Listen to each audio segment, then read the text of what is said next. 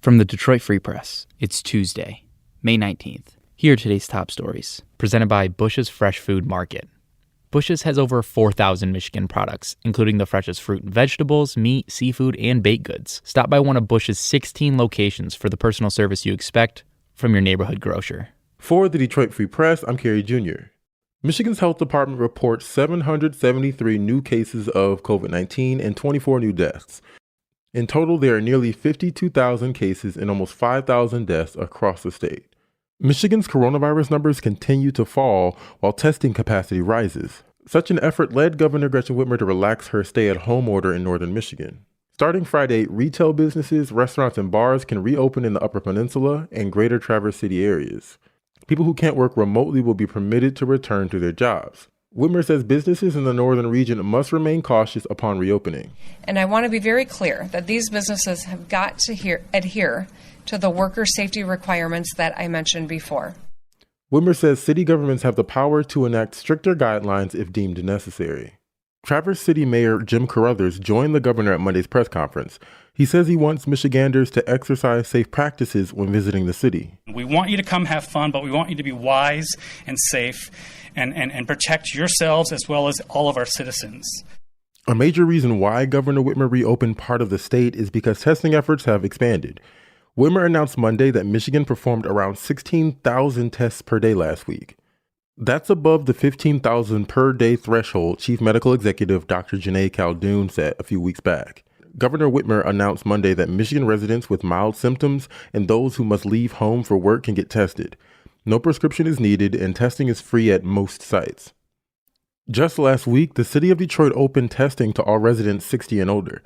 Now there's no age requirement. Starting Wednesday, the city is testing all residents of Detroit at the State Fairgrounds site. Mayor Mike Duggan announced testing expansion Monday.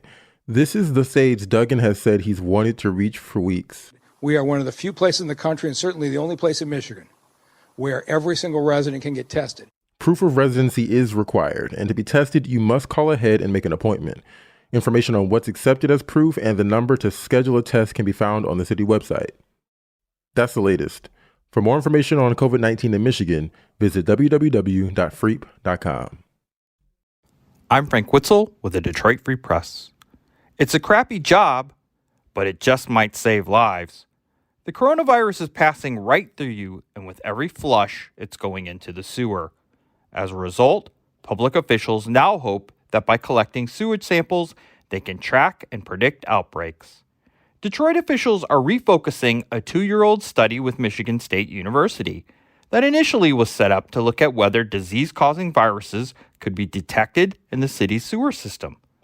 So far, studies around the world have shown some promise in testing untreated sewage to create a kind of early warning system for outbreaks. The research indicates that the number of coronavirus cases may be undercounted. It's still too early in Detroit to know how the city will track the virus and how long it will take to turn the academic work into an actual process.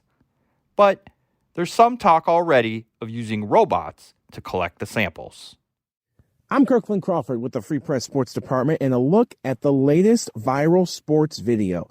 And this one hits us in the funny bone as a Michigan woman took to TikTok to show us what a Zoom call would be like with the Big Ten schools. Meet Annie Agar, a freelance sports reporter from Wood TV in Grand Rapids. Like many of us, Agar is stuck at home in quarantine. But over the weekend, she posted these 2 spoof videos poking fun at Michigan, Michigan State, Ohio State, and the other Big Ten schools. Her videos, produced from her childhood bedroom in Rockford, have accrued almost 2 million views over social media over the past few days.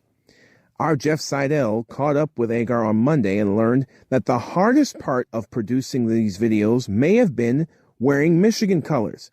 Not only does she not have any maize and blue, but she's an Ohio State fan in a predominantly Michigan State family. Yet she persevered and produced comedy gold. If you're a fan and want to support our quality local journalism, subscribe. Go to freep.com/special offer.